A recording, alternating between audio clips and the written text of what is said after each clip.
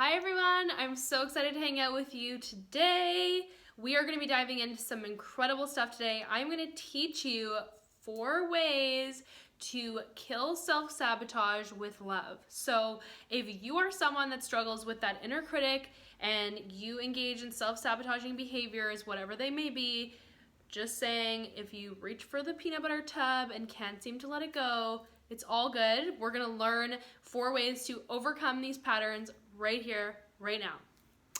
So, for those of you that are new to this channel, my name is Giulia. I help women end self-hate in their bodies and beyond so that they can slay their confidence in every single area of their lives. So let's get into it. Super excited. I feel like when I'm wearing this shirt, I should be doing like a little bit of a cool dance of some kind. But anyways, I'll spare you from that. So, okay, here's the deal. We all know that self-sabotage is a very real and rampant thing in our lives and tends to happen when the inner critic is running wild. And self-sabotage can look like so many different things for each one of us, so we don't all have the one same pattern. We have a lot of different patterns that show up. Some examples that I've had in my life, self-sabotage can look like, honestly, peanut butter was a huge thing for me. After I overcame an eating disorder years and years ago, peanut butter became this soothing food that I would eat when I felt some kind of emotional stress. I would just run in to eat I would just eat peanut butter uncontrollably, and I literally couldn't stop to the point where it was a very significant problem. Self-sabotage for me has looked like, avoidance. So something that's really, really classic is when you're feeling fearful or that inner critic is running wild, you can just altogether avoid dealing with things or really just hide. So that could mean avoiding intimacy, avoiding going on dates with people altogether because your inner critic is running wild and you're feeling okay, I don't feel good enough to go do this right now. I'm just gonna pull myself away from the situation. So we all have different examples of patterns that can be self-sabotaging, and truthfully, while they may soothe us in the moment, they actually really hurt us long term because they're just trying to protect us in a way, but they're actually doing us a huge disservice. And over time, the anxiety that we get from actually engaging in the self-sabotaging behaviors is so significant that then we're dealing with not only the self-sabotage, but then the anxiety from the self-sabotage, and the cycle continues, and we're just stuck in the vortex of being really frustrated with ourselves. So let's work on freeing that right now so that you can realign with your truth, your confidence, and shine like the bright, brilliant stars that you are. So, okay, how do we do this? So number 1, okay, what happens when we're engaging in self-sabotage or behaviors that are not healthy for us, or we're doing any one of the examples that I've already shared, or your inner critic. You can use your inner critic as a self-sabotaging behavior. What happens is that we're again right in that stress train. So our body is feeling the frenetic energy, we're feeling super stressed, and how we actually interrupt this in the moment is we stop. Okay, so the hardest thing to do sometimes is to stop, but I really want you to, in the moment, next time you're feeling yourself running into this problem of either hearing your inner critic start to pick you apart, or feeling the self-doubt, or reaching for the peanut butter or the ice cream, or whatever it is that is your soothing pattern, I want you to stop in your tracks. And sometimes what helps me is I'll actually trace out, this is an old cognitive behavioral tactic that a therapist once shared with me, is you can in your mind draw out the stop sign and actually write it in your mind. You can draw it out in front of you, whatever you got to do to stop yourself.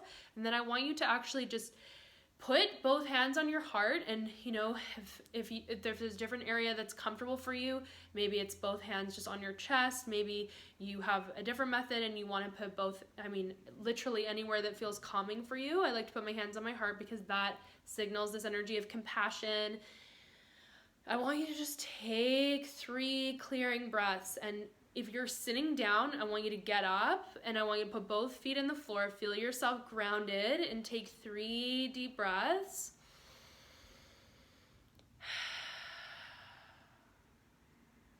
Start to allow that energy to shift. So we're signaling it to the brain, to the body, that we're no longer in the stress system. We're trying to get into our parasympathetic system, our rest and digest system, which will help us get out of this pattern, because we're only engaging in the pattern because we feel emotionally stressed in some way and we're trying to soothe it. Okay, so that's number one. Take 3 deep breaths, feet grounded in the earth. I want you to feel your energy start to root down into the earth. Feel yourself present in this moment. Okay, so we've already interrupted the pattern by stopping it in the moment. And if you feel yourself urging to go back to it again, I want you to reground and do the same thing, because that shifts you into an awareness where you're starting to become aware of what you're doing. Most of these patterns are so unconscious and automatic because we've done them for so long that we actually forget that we have power to do differently. Okay, so number 2, I want you to really understand that you can forgive yourself in this moment. I want you to forgive yourself for choosing to do this pattern that you've done likely a lot of times in your life. And generally speaking, we tend to hate on ourselves and be frustrated with the fact that we're doing it. And that causes more emotional stress, more desire to actually do the pattern that is soothing us. So I want you to pause and forgive yourself for doing it, because there is, again, likely a very real need that is not being met that is causing this part of you to want to engage in this pattern. So by forgiving yourself and having that compassionate energy, you actually shift into, again, a higher vibrational state, one that encourages healing, and once again will shift you back into the parasympathetic that will slow down the stress and the desire to want to engage in this pattern further. So forgiving that part of you, and you can do that with your eyes closed, or you can just literally take a moment and offer yourself that forgiveness and that compassion. I want you to actually identify what it is, what need is not being met that's causing you to do this.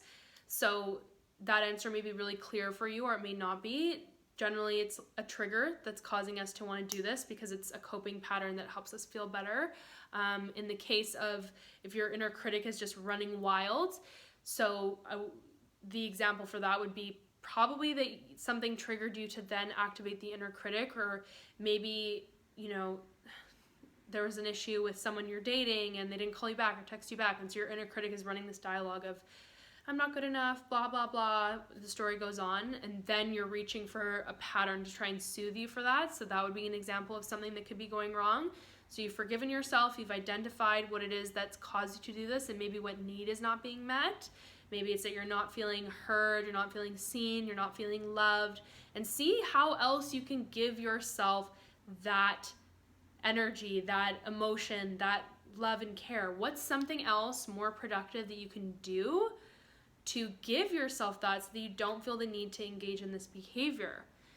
So I also want you to allow yourself, this might seem controversial to you, but to celebrate that thought pattern. So to celebrate the fact that you're actually doing this and you've allowed yourself to stop, because this is showing you where to heal. The fact that you have a pattern that you engage in all the time, a self-sabotaging behavior, is showing you that it's something that you need to heal, and it's showing you that there's a deeper need that's being met, and you have the opportunity to heal it and explore it a little bit deeper. So again, the more that we can offer compassion, understanding, appreciation, forgiveness, those are all feelings at the highest end of the vibrational chart, which allow us to heal at a very deep level.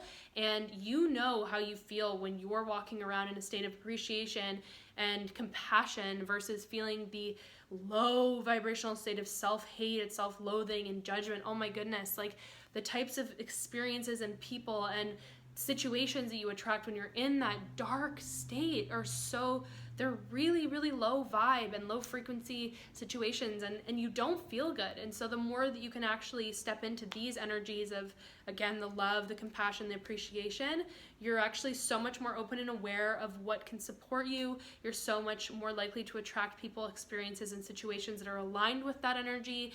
And that really is who you are authentically, as a person who is full of love and compassion and all that, but we get dragged down from time to time. So cycling back to our steps, we have interrupted it, we've taken a few deep breaths, we've offered ourselves some forgiveness for the desire to want to do this pattern.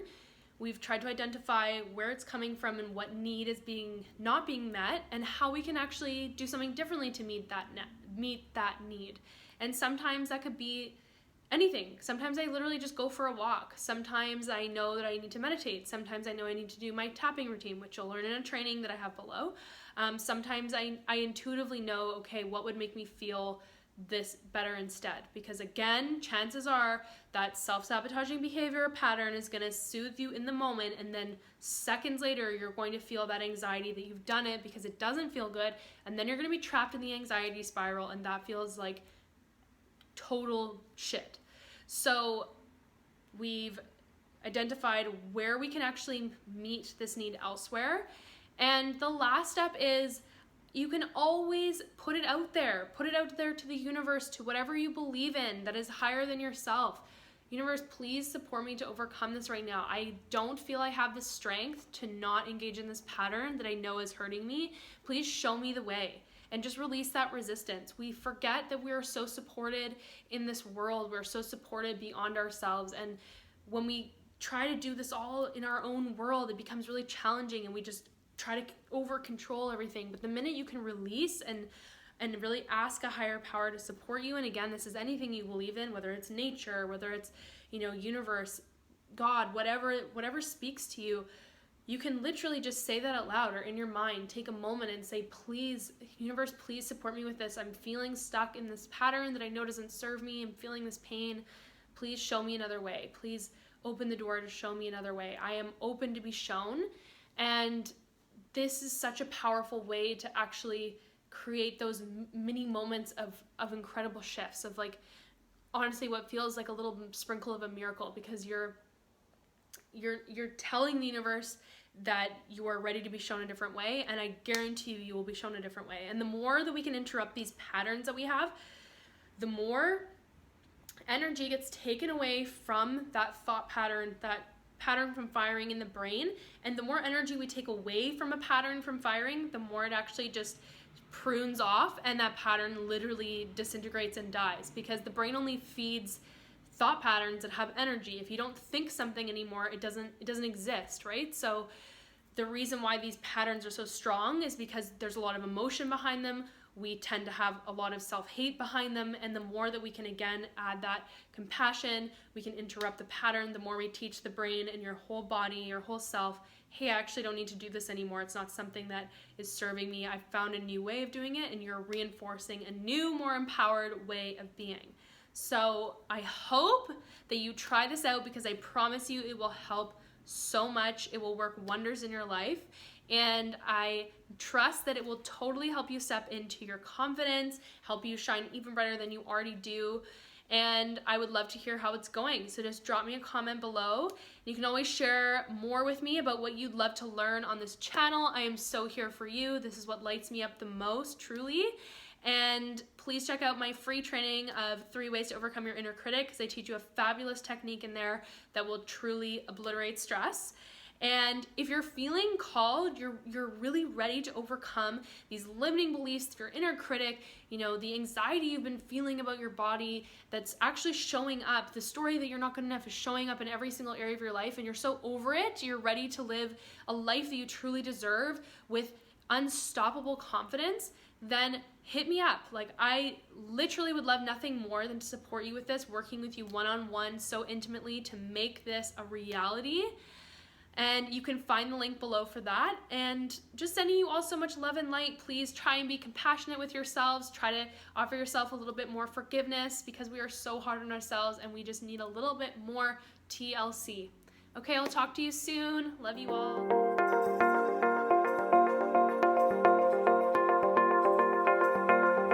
I see you, I feel you, and I've been through it all. And you're not going to be alone anymore. So why I started Brazen Soul Rebellion is because the thing I am most passionate about in this whole entire world is you stepping into your unlimited power. I spent so long looking for self-worth outside of myself.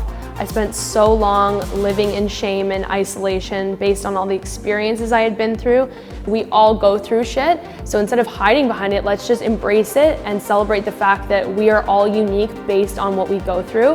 Why it's called Soul Rebellion is because for me, tapping into your soul is the most important thing you can do to find that guidance for yourself. I'm here to support you in getting to that next place. This is all about you stepping into your power so you become so unstoppable that you don't even know what to do with it.